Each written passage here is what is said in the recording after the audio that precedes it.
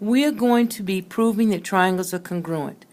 We do that by first indicating what's given, then we indicate what's understood, and from those two indications we can determine the congruence of a triangle. Now, we're going to be proving the congruence of a triangle based on side, side, side, side, angle, side, angle, angle, side, and angle, side, angle. And we just may be using hypotenuse leg that we talked about. Now, some of the understood, and that is side, side, side, side, angle, side, angle, angle, side, angle, and hypotenuse leg. And let me iterate here that this is only with a right triangle. Only with a right triangle. Now, notice we said we're going to use indicating what's understood. So let's take a look at some of these understood properties. Vertical angles. Don't forget, if we have vertical angles, then the opposite angles are going to be congruent. They're not going to tell us. It's going to be understood. Then a midpoint. If we have a midpoint of a line segment, this is our midpoint, then the two segments formed from that midpoint are going to be congruent. An isosceles triangle, when you have an isosceles triangle, that means that the opposite angles are going to be congruent and the opposite sides are going to be congruent. Same line segment, that means that if we have a triangle, say, and we have a line segment that both of them are attached to, then that is going to be reflexive property. Which means that it's going to be congruent to itself.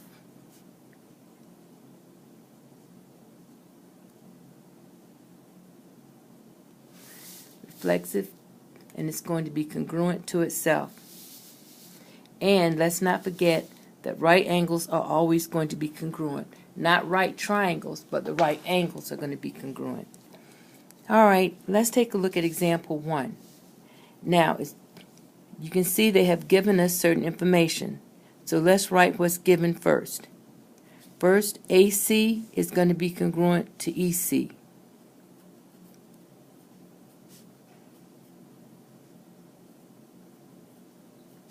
That's given.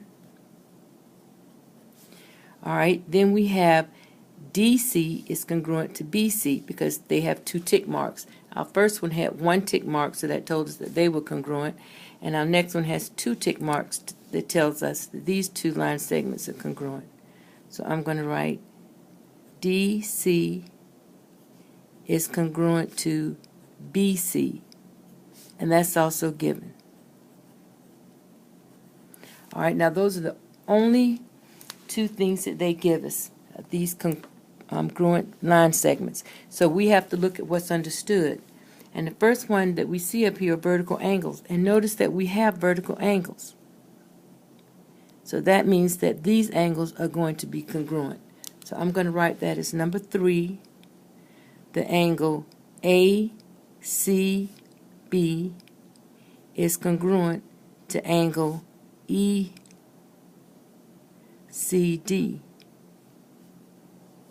And that is because they're vertical angles. Now, if you look carefully, that's all we need to prove that the triangles are congruent. Starting with this one tick, notice that I'm going to use a different color pen. Notice that I have side, angle here, and side. And it matches up with the other triangle, side, angle, side. So our two triangles are going to be congruent.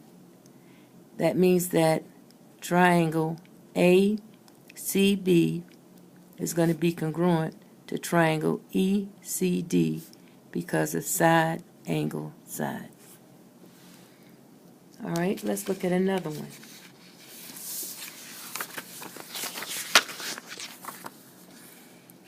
All right, now, first of all, I'm going to tell you I noticed that we have an isosceles triangle because they have these two opposite angles being congruent. So that means I have an isosceles triangle. So let's also, I see BD is going to be congruent to itself because of the reflexive property. So let's see which one we're going to use, if not both. All right, what's given first is that AD is going to be congruent to CD. All right, and that's because it is given. All right, then I also have angle BAD is congruent to angle BCD, and that's also given. Now, I think I'm going to start with my isosceles triangle properties because that's going to tell me that this side is going to be congruent to this side. So let's write that one down. This side, BA, is going to be congruent to side BC. And that is because definition of isosceles triangle. Now, I'm going to make these black.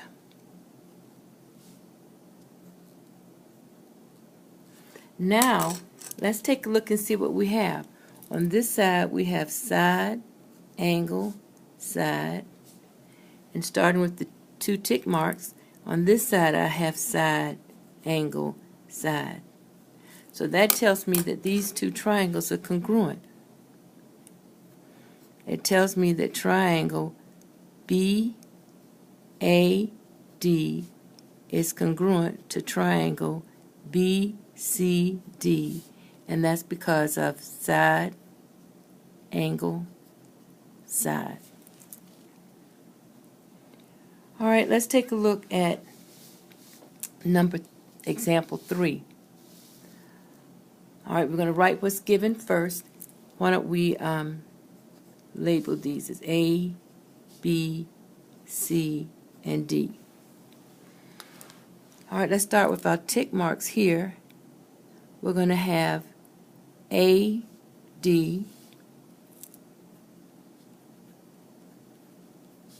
is going to be congruent to CB. Now, in case you're wondering how I knew that, I started the side with the right angle, and I said, okay, so I went from the right angle to the other side. So when I did my C, I started with the right angle and I went to the other side. And that is given. All right. Now I see that my right angles are going to be congruent. So my angle BAD is going to be congruent to angle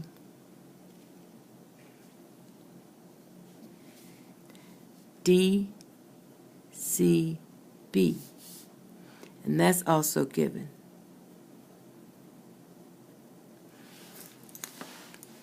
Now, I have no way of showing that these two sides are congruent, nor do I have any way of showing that the angles are congruent, but I know that BD is going to be congruent to DB because it's the same line segment. So I'm going to write BD is congruent to DB, and that's because of the reflexive property. It's going to be congruent to itself. And even though I see I have side-side angle, I can't use side-side angle. However, what I can use is the hypotenuse leg property, because notice my right angles show me that I have a right triangle. This is the hypotenuse, and they're going to be congruent to themselves. And then the same leg is going to be congruent. So this is an example of hypotenuse leg theorem. So I'm going to let that be number 4. The triangle BAD is going to be congruent to triangle DCB, and that's because of the hypotenuse leg. And I have proven that those two triangles are congruent. All right. For my last one, example 4, let's see. I know immediately that I have an isosceles triangle because I see the tick marks on the opposite side. And notice that whenever you have, remember that whenever you have congruent sides of a triangle, the opposite, that means you have an isosceles triangle, which means that the opposite angles are going to be congruent. So let's start off with what's given, and that is that AD is going to be number 1. AD is congruent to CD, and that's given. And then I'm going to have BA is congruent to BC, and that is given. And now that means if the opposite sides are going to be congruent, that means the opposite angles are going to be congruent.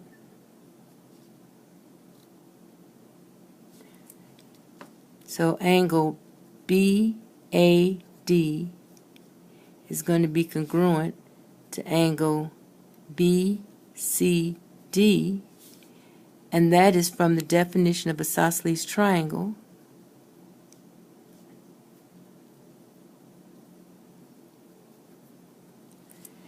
And notice now I have on the left-hand side, on the left-hand side, beginning with my 1 tick, side, angle, side, and I have the same thing on the other side, side, angle, side. So that shows that my triangles are congruent. Triangle BAD is going to be congruent to triangle BCD, and that's because of side, angle, side.